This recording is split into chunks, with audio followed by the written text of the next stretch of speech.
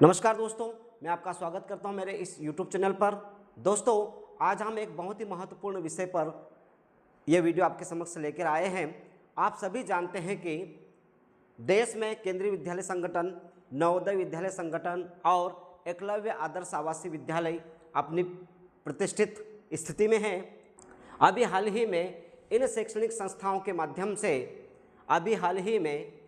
केंद्रीय विद्यालय संगठन, नवोदय विद्यालय संगठन और एकलव्य आदर्श आवासीय विद्यालय में शैक्षणिक पदों की भर्ती के लिए नोटिफिकेशन जारी किया गया है और विगत कई वर्षों से इन संस्थाओं में शैक्षणिक पदों की भर्ती की जा रही है।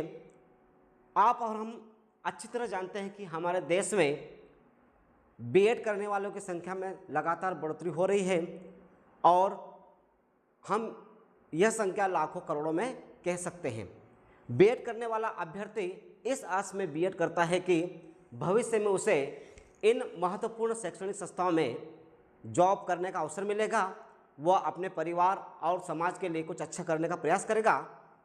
लेकिन हमारी एक छोटी सी गलती के कारण, हमारे एक अज्ञानता के कारण हम लोग बीएड होने के बावजूद भी इन शैक्षणिक संस्थाओं में आवेदन नहीं कर पाते हैं। ऐसा क्या कारण है कि हम बीएड होने के बाद भी यहाँ पात्र नहीं हो पाते हैं? एक महत्वपूर्ण प्रश्न है और इसी प्रश्न का उत्तर ढूंढने के लिए हमने यह वीडियो आपके समक्ष तैयार किया है।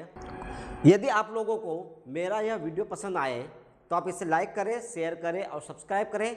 तो हम इस वीडियो के माध्यम से यह समझने का प्रयास करेंगे कि बीएड धारी अभ्यर्थी आवेदन क्यों नहीं कर पाते हैं, ऐसी क्या शर्तें होती हैं जिस कारण से हम ग्रेजुएशन करते हैं, बीएड करते हैं और फिर हम लोग बाहर हो जाते हैं।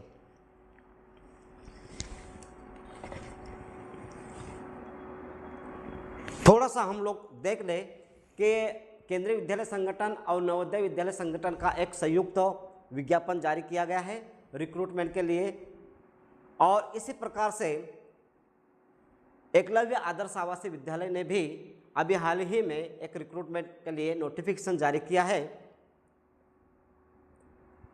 केंद्रीय विद्यालय में पोस्ट ग्रेजुएशन टीचर्स अर्थात पीजीटी के लिए इतने प्रकार के विषय का विज्ञापन जारी हुआ है और इन विषयों के जो वैकेंट पद है वो इस प्रकार से है, आप यहाँ पर देख पा रहे हैं।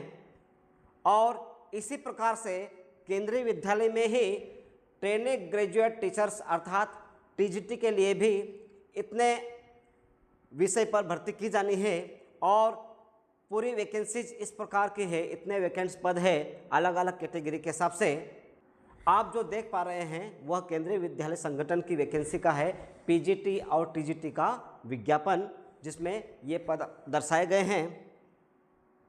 यहाँ पर हम लोग नवोदय विद्यालय के नोटिफिकेशन को देख रहे हैं। नवोदय विद्यालय में भी 12 विषय के पीजीटी अर्थात पोस्ट ग्रेजुएट टीचर चाहिए और टीजीटी नवोदय विद्यालय में यहाँ पर भी 12 विषय के टीजीटी की भर्ती की जानी है और इस प्रकार से यहाँ पर इसकी रूपरेखा दी गई है। विभिन्न प्रकार की वैकेंसीज जो अलग अलग कैटेगरी वाइज दी गई है। एकलव्य आदर्श आवासीय विद्यालय में भी 2025 में भी नोटिफिकेशन अभी निकला हुआ है हाल ही में और इसके पहले भी 2022-23 में भी यहाँ पर भर्ती हो चुकी है। देश के विभिन्न राज्यों में एकलव्य आदर्श आवासीय विद्यालय संचालित किए जा रहे हैं और इन विद्यालयों में इस प्रकार के पीजीटी के पद हैं और इस प्रकार की वैकेंसी है। 2025 का नोटिफिकेशन है और टीजीटी का नोटिफिकेशन इस प्रकार से है और इतने पद है टीजीटी के जो भरे जाने हैं आगामी महीनों में। अब हम बात करें केवीएस और एनवीएस अर्थात केंद्रीय विद्यालय संगठन और नवोदय विद्यालय संगठन में पीजीटी सब्जेक्ट में कॉम्बिनेशन किसे कहते हैं या क्यों जरूरी है। अब थोड़ा सा आप ध्यान दीजिएगा, ये जो पीजीटी के पद हैं इनके लिए क्या होना चाहिए। पीजीटी इंग्लिश इन केवीएस की बात करें हम तो यहाँ पर इंग्लिश के लिए आपको पीजी लेवल पर इंग्लिश मेन सब्जेक्ट होना चाहिए। लेकिन साथ ही साथ ग्रेजुएशन लेवल पर भी अर्थात स्नातक स्तर पर भी आपने इंग्लिश लिटरेचर पढ़ा होना चाहिए। इसी प्रकार से हम लोग नवोदय में देखते हैं इंग्लिश पीजीटी में, तो नवोदय विद्यालय में केवल इंग्लिश लिखा हुआ है। इसका आशय है कि ग्रेजुएशन में हो या न हो, लेकिन आपका पीजी इंग्लिश में होना चाहिए। यहाँ पे थोड़ा सा क्लियर नहीं है। इसी प्रकार से केंद्रीय विद्यालय में हिंदी विषय का पीजीटी बनने के लिए आपका पीजी में हिंदी लिटरेचर होना चाहिए, लेकिन साथ ही ग्रेजुएशन लेवल पर भी आपको हिंदी लिटरेचर पढ़ा हुआ होना चाहिए। इस प्रकार विभिन्न विषयों में हम लोग आगे भी देखेंगे इसको। इन सभी विषयों में एक महत्वपूर्ण बात कॉमन रखी गई है कि यदि आप संबंधित विषय का पीजीटी बनना चाहते हैं, पोस्ट ग्रेजुएट टीचर बनना चाहते हैं, तो पीजी के साथ साथ ही ग्रेजुएशन लेवल पर भी आपका वह सब्जेक्ट होना अनिवार्य है। यहाँ पर क्लियर होगा।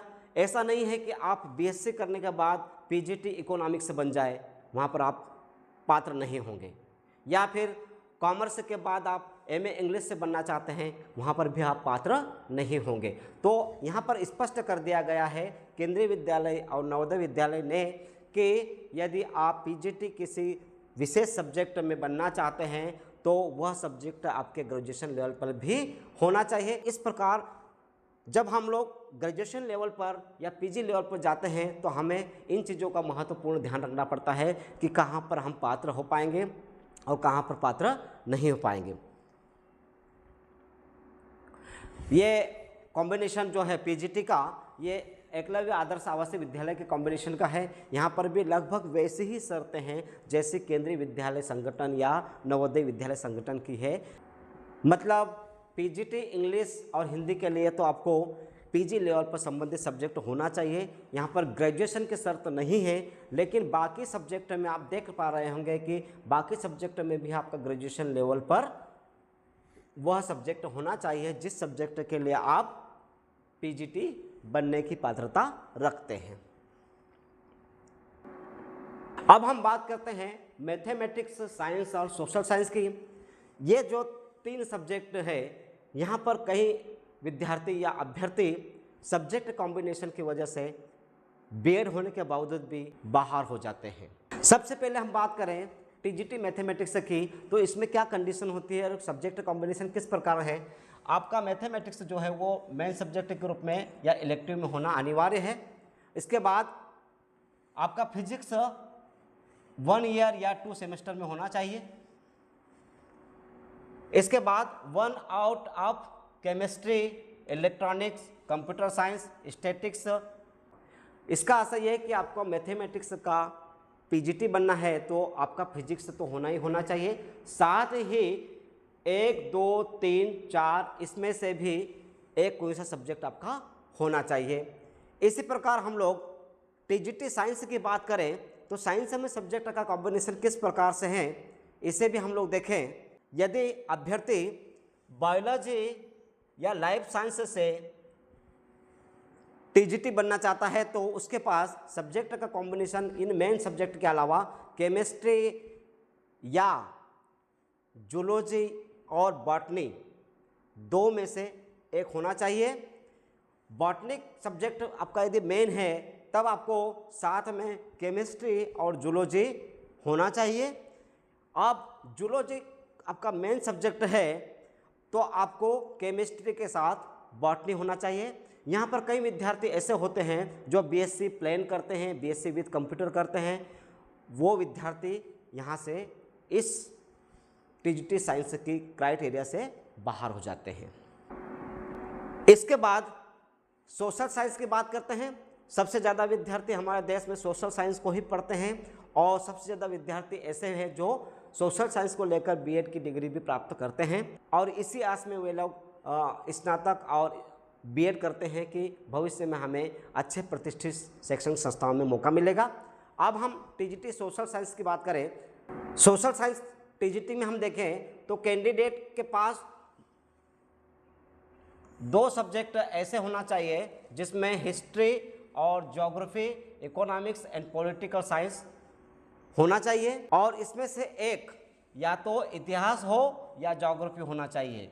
कॉम्बिनेशन इस प्रकार से बने कि आपका ग्रेजुएशन इन 4 सब्जेक्ट को लेकर हो, लेकिन उसके बाद भी उनमें से आपका एक तो या तो हिस्ट्री होना चाहिए या फिर ज्योग्राफी होना चाहिए। यदि हिस्ट्री और ज्योग्राफी आपके ग्रेजुएशन लेवल पे नहीं है तो आप टीडी सोशल स्टडीज़ में अप्लाई नहीं कर पाएंगे।